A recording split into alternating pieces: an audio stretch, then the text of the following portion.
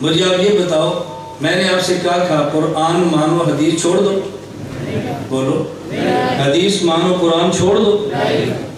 اب میں امت کو جوڑ رہا ہوں کہ توڑ رہا ہوں؟ ہم کہتے ہیں کہ دونوں مانو، جو قرآن سے ثابت ہے وہ بھی مانو، جو حدیث سے ثابت ہے وہ بھی مانو۔ امت کو توڑو مت، امت کو جوڑو، بات سمجھنا، جوڑو۔ اور یہ امام اعظم ابو حنیفہ جن کے نام پہ یہ ادارہ ہے، ان کا کمال یہ تھا وہ جوڑتے تھے، احادیث جمع کرتے تھے۔ زیادہ میں وقت نہیں لیتا، پھر مثالیں دوں گا، بات لوگ بھی شروع ہو جائے گی۔ مثلا ہم نماز پڑھتے ہیں، اللہ اکبر، تو ہاتھ کیسے اٹھاتے ہیں؟ کیسے اٹھاتے ہیں؟ ہاتھ اٹھاتے ہیں۔ اس میں 3 چیزیں ہیں، نمبر 1 انگلیاں، یہ کنارے، نمبر 2 انگوٹھا، نمبر 3 یہ انگوٹھے کی جڑ ہتھیلی۔ کتنی چیزیں ہیں؟ انگلیاں، انگوٹھا اور ہتھیلی۔ امام صاحب فرماتے ہیں جب ہاتھ اٹھاؤ نا، ہاتھ ایسے اٹھاؤ، اللہ، یہ تمہاری یہ ہتھیلی ہے نا، یہ کندھے کے برابر، یہ، اور ایک انگوٹھا یہ کان کی لو کے برابر، یہ انگلیاں کان کے اس کنارے کے برابر، یوں اٹھاؤ، سمجھ آ رہا؟ یوں اٹھاؤ، ہتھیلیاں کندھے کے برابر، انگوٹھا کان کی لو کے برابر، اور انگلیاں کان کے برابر۔ کیوں؟ امام صاحب فرماتے ہیں کہ حدیثیں 3 ہیں۔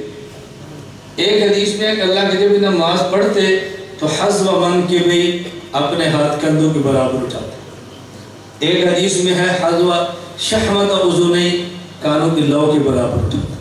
ایک حدیث میں آتا ہے حذاء اذنی، کانوں کے برابر اٹھاتے۔ چونکہ حدیثیں 3 ہیں تو میں مسئلہ ایسا بتاتا ہوں کہ تینوں برابر ہوتے ہیں۔ اب بتاؤ، اگر میں یہ مسئلہ بیان کروں تو میں نے امت کو توڑا یا جوڑا؟ میں کہتا ہوں کہ ساری حدیثوں پر عمل کرو، کوئی ایک بھی نہ چھوڑو۔ اب اس کے بعد ہاتھ باندھو، تو ہاتھ کیسے باندھنے؟ امام صاحب فرماتے ہیں دائیں ہتھیلی کو بائیں ہتھیلی کے اوپر رکھو، انگوٹھا چھوٹی انگلی اس سے بائیں بازو کو پکڑو، درمیانی 3 انگلیاں کلائی پہ رکھو اور ہاتھ ناف کے نیچے باندھ لو۔ آپ نے مسئلہ کیوں بیان کیا؟ امام صاحب فرماتے ہیں حدیثیں 4 ہیں۔ کتنی حدیثیں؟ ایک حدیث ہے کہ اللہ کے نبی صلی اللہ علیہ وسلم نے دائیں ہاتھ کو بائیں ہاتھ پہ رکھا۔ دوسری حدیث بخاری کی ہے، ہمیں حکم تھا کہ دائیں ہاتھ کو بائیں ہاتھ سے پکڑیں۔ اور تیسری حدیث میں حکم یہ تھا کہ اللہ کے نبی دائیں ہاتھ کو بائیں بازو پہ رکھتے۔ اور چوتھی حدیث کہ آپ نے ہاتھ کو ناف کے نیچے باندھا۔ چونکہ حدیثیں 4 ہیں تو میں نے مسئلہ ایسے بتایا کہ چاروں پر عمل ہو جائے۔ یہ امت کو توڑنے کی بات ہے، جوڑنے کی بات ہے۔ بس پروپیگنڈا کبھی ہو جاتا ہے، ہم توڑتے نہیں ہیں۔ اللہ وہ دن کبھی نہ لائے کہ ہم امت کو توڑیں، اور جتنی ضرورت اس وقت امت کو جوڑنے کی ہے شاید پہلے کبھی نہ ہو۔ اس لیے ہم کہتے ہیں امت کو بھی جوڑو اور ملک کو بھی جوڑو، ملک کو بھی۔ ہم کسی ایسی تحریک، کسی ایسے فرد کی حوصلہ افزائی نہیں کرتے جو امت کو توڑے، اور کسی ایسے فرد کی حوصلہ افزائی نہیں کرتے کہ جو آدمی ملک کو توڑے۔ ملک کو توڑنا جرم ہے، ملک کو توڑنا جرم ہے۔ کتنا بڑا جرم ہے میں اللہ دعا ہے آپ کو بتا نہیں سکتا۔ ہم پاکستان کی حفاظت ایمان کی طرح کرتے ہیں، کسی زیر زمین تحریک کا ساتھ نہیں دیتے۔ اور میں اپنے طلبہ کو، عوام کو، علماء سے گزارش کرتا ہوں کسی ایسی تحریک کا حصہ نہ بنے جو ملک مخالف ہو، جو ملک کو توڑتی ہو، اور شعوری اور غیر شعوری طور پر کسی ایسے ایجنڈے پر کام نہ کریں۔ اللہ ہمیں اس کی قدر کرنے کی توفیق عطا فرمائے۔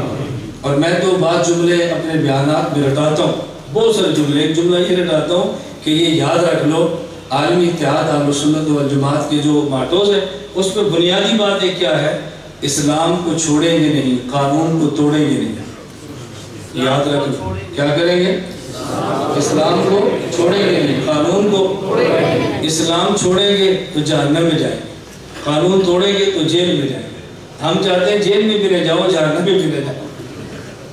اس لیے ہم کہتے ہیں اسلام کو چھوڑیں گے نہیں، قانون کو توڑیں گے نہیں۔ اور آپ یاد رکھیں، ہم اپنے بیانات میں بھی کہتے ہیں، دعاؤں میں کہتے ہیں، جس طرح مسجد، مدرسہ، خانقاہ، تبلیغی مرکز کے لیے دعا کرتے ہو، اسی طرح اسکول، کالج، یونیورسٹی اور دکانداروں کے لیے بھی دعا کرو۔ مسجد مدرسہ بھی ہمارا ہے، خانقاہ مرکز بھی ہمارا ہے، اور اس کے بعد اسکول، کالج، یونیورسٹیاں یہ بھی ہمارے بچوں کی ہیں۔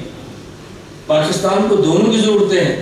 جس طرح علماء کے ساتھ کھڑے ہونا اسلام کی حفاظت میں، اسی طرح وہ ادارے جو پاکستان کا تحفظ کرتے ہیں ان کے ساتھ بھی کھڑے ہو جاؤ.